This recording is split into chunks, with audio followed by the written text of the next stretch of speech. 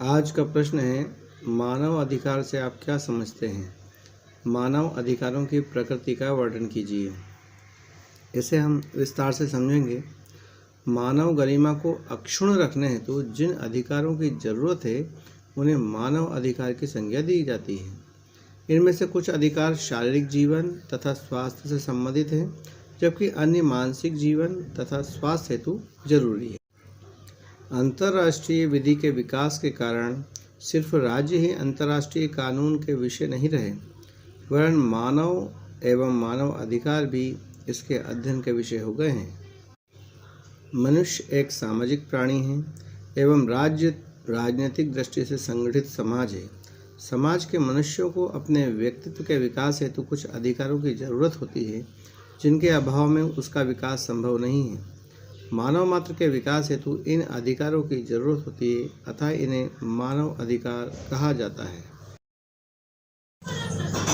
Doctor D Basu के अनुसार मानव अधिकार वे अधिकार हैं जिन्हें हर व्यक्ति को बगैर किसी अन्य विचारण के मानव परिवार का सदस्य होने के कारण राज्य अथवा अन्य लोक सेवकों के विरुद्ध धारण करना चाहिए।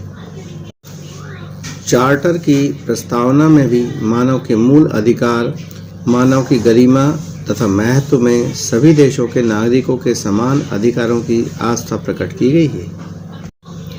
मानव अधिकार की स्थिति मौलिक अधिकारों के रूप में सर्वोच्च है, क्योंकि उनका अतिक्रमण राज्य द्वारा नहीं किया जा सकता है। आपको बता दें, यहाँ राज्य से तात्पर्य प्रशासनिक अधिकारी जैसे कलेक्टर, एसडीएम, तहसीलदार भी होते हैं। मानव अधिकार पद का प्रयोग सर्वप्रथम अमेरिकन राष्ट्रपति रूजवेल्ट ने 16 जनवरी 1941 में कांग्रेस को संबोधित करते हुए अपने प्रसिद्ध संदेश में किया था, जिसमें उन्होंने 4 आधारभूत स्वतंत्रताओं पर आधारित विश्व की घोषणा की थी। ये थी वाक स्वातंत्र्य, धर्म स्वतंत्रता, गरीबी से मुक्ति एवं भय से स्वतंत्रता। मानव अधिकार पद का लिखित प्रयोग संयुक्त राष्ट्र संघ के चार्टर में पाया जाता है, जिसको द्वितीय विश्व युद्ध के बाद सैन फ्रांसिस्को में 25 जून 1945 को अंगीकृत किया गया था। वर्तमान में अंतर्राष्ट्रीय संरचना में मानव अधिकार के महत्व को व्यापक रूप से स्वीकार किया गया है, क्योंकि मानव अधिकारों का संबंध नैतिक, विधिक तथा राजनीतिक है। मानव अधिकार विधिक हैं, क्योंकि इसमें अंतर्राष्ट्रीय विधियों में वर्णित अधिकारों तथा बाध्यताओं का क्रियान्वयन अंतर्निहित होता है। यह नैतिक इसलिए है क्योंकि मानव अधिकार मानव गरिमा का संरक्षण करने की मूल्य आधारित प्रणाली है एवं विस्तृत अर्थ में राजनीतिक है। ये व्यक्तियों पर सरकारों की शक्ति को सीमित करने के लिए भी क्रियाशील होते हैं। मानव अधिकारों की प्रकृति। यदि हम मानव अधिकारों की प्रकृति की बात करें तो संयुक्त राष्ट्र संघ द्वारा जो अभिलेख प्रस्तुत किया गया है मानव अधिकारों के संबंध में, वह मानवता के लिए एक बहुत बड़ा कार्य है। लेकिन अधिकारों के इस अंतर्राष्ट्रीय अभिलेख का कोई अर्थ नहीं है जब तक कि इन अधिकारों की अवहेलना के समय विवादों को सुलझाने हेतु किसी अंतर्राष्ट्रीय न्यायालय की व्यवस्था न हो।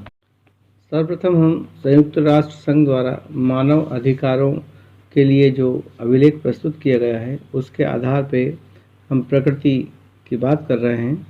तो पहला हम बताएंगे, इसमें वैधानिकता का अभाव है, अर्थात मानव अधिकारों की विश्वव्यापी घोषणा को वैधानिक लेख पत्र नहीं है। इन अधिकारों को लागू करने हेतु कोई व्यवस्था विश्व संस्था द्वारा नहीं की गई है तथा न ही इसके द्वारा विश्व के राष्ट्रों पर इन अधिकारों और स्वतंत्रताओं का सम्मान करने का कोई दायित्व सौंपा गया है। यह ना तो कोई संधि है, न ही अंतर्राष्ट्रीय समझौता है जिसे क्रियान्वित करने हेतु पक्षों को बाध्य किया जा सके। बाध्यकारी शक्ति का अभाव।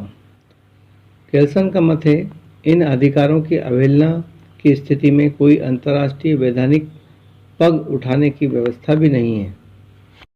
ऐसे में अधिकारों के इस अंतर्राष्ट्रीय अभिलेख का कोई अर्थ ही नहीं रह गया है। उपरोक्त आलोचनाओं के बावजूद मानव अधिकार की जो घोषणा की गई है, मानव अधिकारों की, यह घोषणा सार्वभौमिक है, अर्थात यह किसी क्षेत्र विशेष अथवा देश विदेश तक सीमित न रहकर संपूर्ण विश्व के लिए बनी हुई है।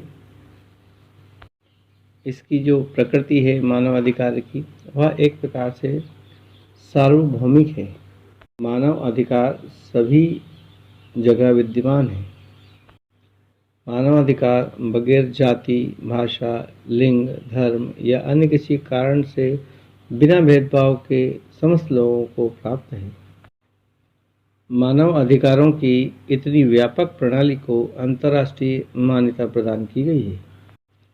द्वितीय विश्व युद्ध के बाद भी यह धारणा बहुत बलवती हो गई है कि अंतर्राष्ट्रीय शांति और सुरक्षा उसी समय तक बनी रह सकती है जब नागरिकों की स्थिति में सुधार हो, उनके अधिकारों, मूल स्वतंत्रताओं की अभिवृद्धि हो, रक्षा हो। इसी कारण व्यक्तियों को राज्य द्वारा दिए गए कई अधिकारों के सम्मिलित स्वरूप को मानव अधिकार कहा जाता है, जो आधुनिक अंतर्राष्ट्रीय विधि का एक अत्यंत महत्वपूर्ण विषय बन गया है। इस प्रकार हम कह सकते हैं कि मानव अधिकार वे अधिकार हैं जो हर मानव के सर्वांगीण विकास हेतु जरूरी है। और मानव अधिकारों की प्रकृति की बात करें तो मानव अधिकार एक प्रकार से सार्वभौमिक है। विश्व में सभी लोगों द्वारा इसे एक प्रकार से मान्यता प्रदान की गई है। अब कौन सा देश इस मानव अधिकार की बात को ना माने या माने, ये उस देश के ऊपर निर्भर करता है। अतः आप इस वीडियो के माध्यम से मानव अधिकार व उसकी प्रकृति के बारे में भली भांति समझ चुके होंगे। हमें आशा है यह वीडियो आपको अच्छा लगा होगा, तो हमारे चैनल को सब्सक्राइब करें, लाइक करें।